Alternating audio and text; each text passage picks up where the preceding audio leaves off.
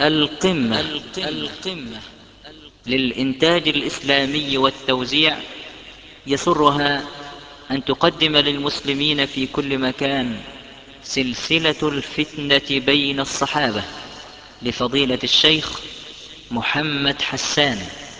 وللأمانة كان يجب علينا أن ندرأ عن سيرة حفظتها الأولين كل ما ألصق بها من إفك ظلما وعدوانا، لتكون الصورة النقية الصادقة التي كانوا عليها.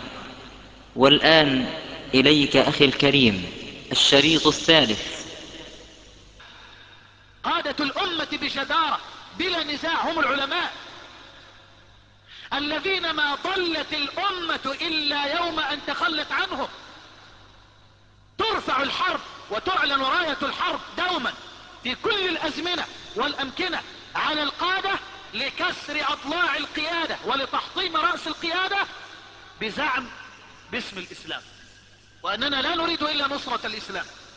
كما سترون الآن هذا الغبي الوقح الأحمق ابن الحمق الخزاعي وهو يطعن عثمان رضي الله عنه 9 طعنات، فيقول: طعنت عثمان 9 طعنات، 3 طعنات لله تعالى و6 طعنات لما كان في صدري عليه. ولو صدق الكاذب الوقح المجرم الخبيث لقال: طعنته 9 طعنات لما كان في صدري عليه. ليس فيها شيء لله.